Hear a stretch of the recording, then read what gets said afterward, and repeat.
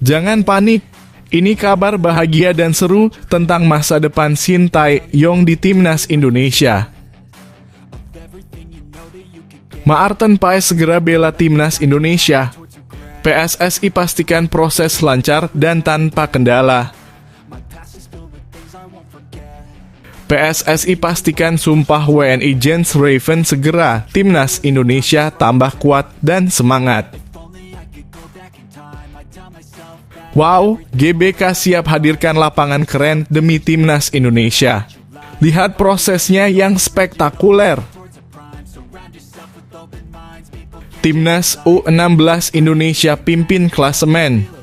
Apakah mereka akan lolos ke semifinal ASEAN Cup U16 2024? Sebelum masuk ke video pembahasan, mohon bantuannya untuk subscribe channel ini, agar kalian tidak ketinggalan berita Timnas Indonesia. Jangan panik, ini kabar bahagia dan seru tentang masa depan Shin Tae-yong di Timnas Indonesia. PSSI mengajak masyarakat santai, masa depan Shin Tae-yong di Timnas Indonesia cerah. PSSI punya kabar seru dan menggembirakan untuk para penggemar sepak bola Indonesia. Jangan khawatir lagi soal masa depan Shin Tae-yong bersama Timnas Indonesia. Meskipun kontrak baru untuk pelatih kesayangan kita ini belum resmi ditandatangani, PSSI memastikan semuanya berjalan dengan lancar dan positif. Rumor yang menyebutkan bahwa Shin Tae-yong akan meninggalkan Timnas Indonesia sempat membuat kita semua deg-degan. Apalagi Timnas Korea Selatan dikabarkan tertarik merekrut pelatih handal ini. Namun Arya Sinulinga, anggota Exco PSSI, punya kabar baik yang bisa membuat kita semua tenang dan senang. Menurut Arya, negosiasi perpanjangan kontrak dengan Shin Tae-yong sudah hampir selesai. Semua poin penting dalam kontrak sudah disepakati dan tinggal menunggu penandatanganan saja. Jadi, jangan khawatir lagi, ya. Gini loh, ketika sudah mau tanda tangan, semua klausul dan poin-poinnya sudah beres, diskusi pun sudah selesai, jelas Arya dengan semangat. Pak Erick Thohir sudah memastikan bahwa dari sisi bisnis, PSSI sudah melakukan semua yang perlu. Lebih serunya lagi, Federasi Sepak Bola Korea Selatan dalam kurung KFA juga belum secara resmi mengungkapkan keinginan untuk menggaet Shin Tae-yong. Jadi, kabar yang beredar hanyalah rumor belaka. Arya juga menambahkan bahwa Ketua Umum PSSI, Erick Thohir, sudah mengatakan bahwa kondisi ini tidak perlu membuat kita berasumsi berlebihan. Dari KFA belum ada resmi mengatakan kalau dia tertarik Shin Tae-yong, ujarnya. Jadi, tolong jangan banyak asumsi dan tetap tenang.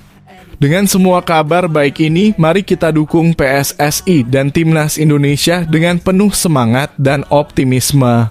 Masa depan Shin Tae-yong bersama kita tampaknya akan tetap cerah dan penuh kejutan seru.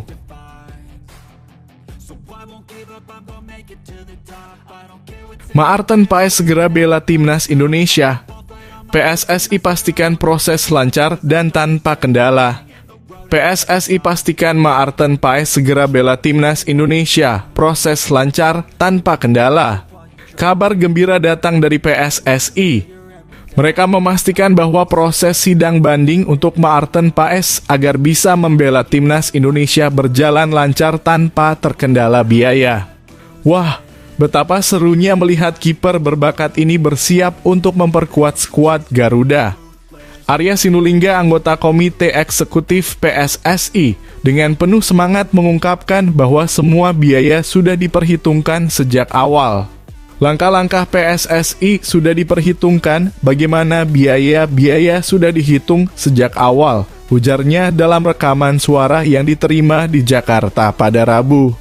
Maarten Paes yang kini menjadi kiper utama di klub FC Dallas memiliki garis keturunan Indonesia dari neneknya yang berasal dari kota Pare, Kediri, Jawa Timur. Meskipun sudah memiliki KTP Indonesia, Paes belum bisa membela Timnas Indonesia karena terkendala regulasi FIFA. Namun, PSSI tidak tinggal diam dan mengajukan banding ke Pengadilan Arbitrase Olahraga (CAS) agar PAS bisa memperkuat timnas Indonesia dalam laga-laga penting mendatang, termasuk kualifikasi Piala Dunia 2026 zona Asia. Menanggapi rumor tentang biaya sidang yang mencapai puluhan miliar rupiah, Arya memastikan bahwa masalah biaya tidak menjadi kendala. Kalau terbentur biaya sejak awal kami sudah tahu masalahnya, tidak mungkin Maarten Paes dimasukkan jadi WNI, tegasnya. Kami tak hitung soal biaya karena tak masalah, tambah Arya dengan penuh keyakinan. Arya juga mengajak publik untuk tidak berspekulasi dan menunggu proses yang sedang dijalani tim PSSI. Tunggu saja, serahkan pada ahlinya di tim Ketua PSSI Erick Thohir, ujarnya. Ia menegaskan bahwa tim yang menangani masalah ini terdiri dari orang-orang yang ahli di bidangnya dan sudah terbukti kemampuan mereka. Dengan segala persiapan dan kerja keras yang dilakukan oleh PSSI, kita semua bisa berharap dengan penuh semangat dan optimisme bahwa Maarten Paes akan segera bergabung dan memperkuat timnas Indonesia. Mari kita dukung terus langkah-langkah positif ini dan nantikan kejutan seru yang akan datang.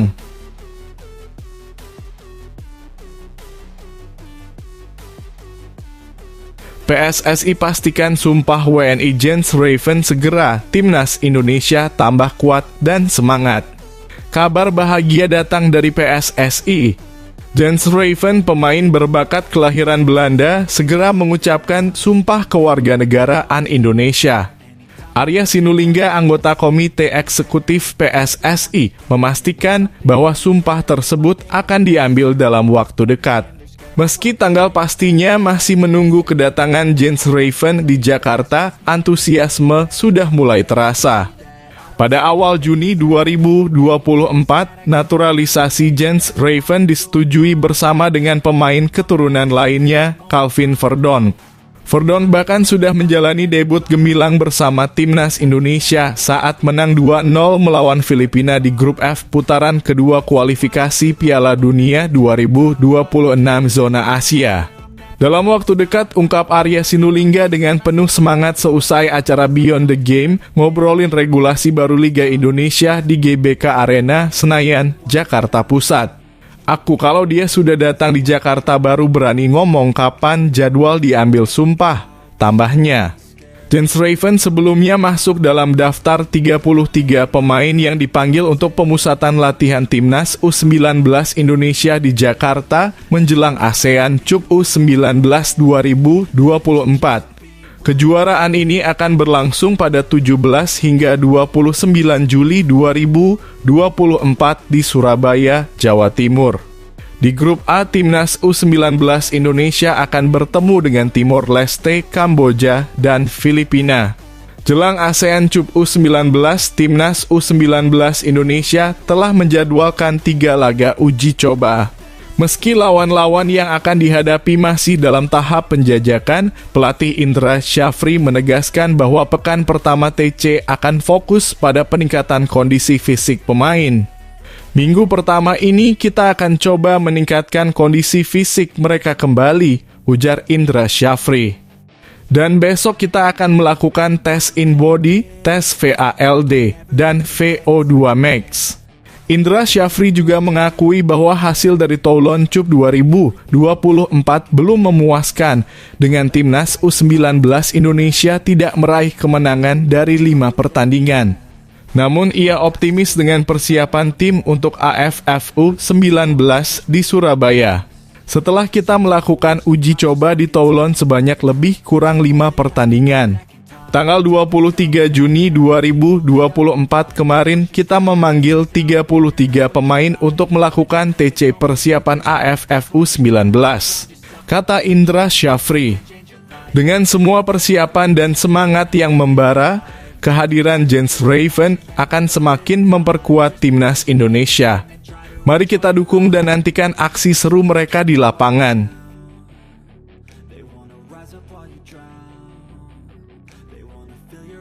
Wow, GBK siap hadirkan lapangan keren demi timnas Indonesia. Lihat prosesnya yang spektakuler. Tak mau kejadian buruk terulang, rumput GBK ditanam ulang demi pertandingan Timnas Indonesia. Kabar seru dan menggembirakan datang dari Stadion Utama Gelora Bung Karno dalam kurung SUGBK Jakarta. Setelah sorotan tajam pada kualitas rumput usai 2 laga Timnas Indonesia pada Juni 2024, pengelola SUGBK akhirnya memutuskan untuk melakukan perbaikan besar-besaran. Pada pertandingan melawan Irak dan Filipina di ronde kedua kualifikasi Piala Dunia 2026 zona Asia. Timnas Indonesia yang diasuh Shin Tae-yong meraih hasil beragam, kalah 0-2 dari Irak dan menang 2-0 atas Filipina. Kemenangan ini membawa tim Garuda lolos ke ronde ketiga kualifikasi, tetapi kualitas rumput SUGBK menjadi perhatian serius. Sejumlah titik di lapangan mengalami kerusakan, membuat aliran bola tidak lancar dan meningkatkan risiko cedera bagi para pemain. Momen yang paling dikenang adalah ketika Tom Haye gagal melakukan selebrasi knee slide setelah mencetak gol pertama dalam pertandingan melawan Filipina karena lututnya terluka akibat kondisi lapangan yang buruk. Untungnya Timnas Indonesia tidak akan menggunakan SUGBK untuk pertandingan perdana ronde ketiga pada September 2024.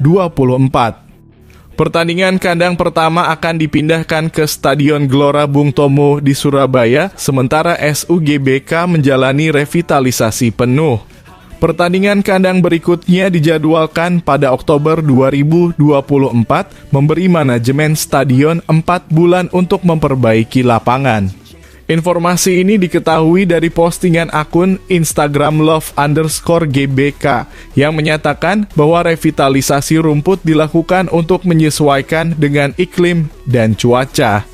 Sebelumnya SUGBK juga melakukan perbaikan serupa pada tahun 2022 untuk menyambut Piala Dunia U20 2023. Saat ini sedang dilakukan pekerjaan revitalisasi lapangan Stadion Utama GBK dalam kurung SUGBK, sebagaimana telah GBK lakukan pada tahun 2022 dalam rangka menyambut Piala Dunia U20 tahun 2023, tulis love_gbk.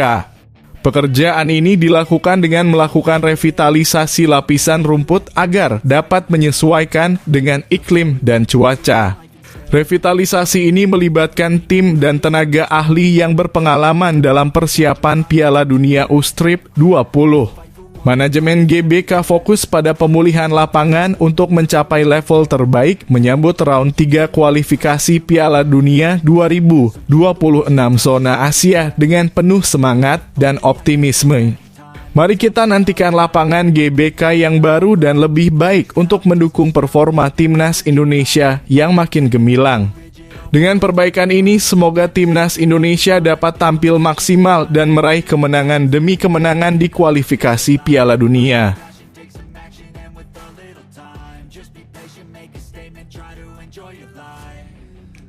Timnas U16 Indonesia pimpin klasemen. Apakah mereka akan lolos ke semifinal ASEAN Cup U16 2024? Timnas U16 Indonesia memimpin klasemen grup A, tapi lolos ke semifinal ASEAN Cup U16 2024 masih menegangkan. Kabar bahagia dan penuh semangat datang dari Timnas U16 Indonesia yang sedang berlaga di ASEAN Cup U16 2024. Tim asuhan Nova Arianto ini telah menunjukkan performa gemilang dengan meraih 2 kemenangan beruntun di fase grup. Pada pertandingan terbaru, mereka sukses menaklukkan Filipina dengan skor telak 3-0 di Stadion Manahan, Surakarta pada Senin dalam kurung 24 Juni 2024 malam. Gol kemenangan tersebut dicetak oleh Avandra dan Brace dari Mirza pada babak kedua. Hasil ini membuat Timnas U16 Indonesia tampil perkasa dengan mengantongi 6 poin dari 2 pertandingan, mencetak 6 gol tanpa kebobolan sekalipun. Dengan catatan tersebut, Garuda Asia saat ini memuncaki klasemen grup A, unggul selisih gol dari Laos.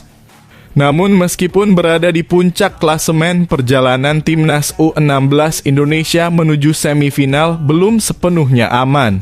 Sesuai regulasi ASEAN Cup U16 2024, hanya 4 tim yang akan melaju ke semifinal, 3 juara grup, dan 1 runner-up terbaik. Oleh karena itu, nasib timnas U16 Indonesia akan ditentukan pada laga terakhir fase grup melawan Laos. Sebuah hasil imbang sudah cukup untuk memastikan tiket ke semifinal sebagai juara grup. Namun, meskipun di atas kertas lebih diunggulkan, Nova Arianto dan timnya tidak boleh meremehkan kekuatan Laos.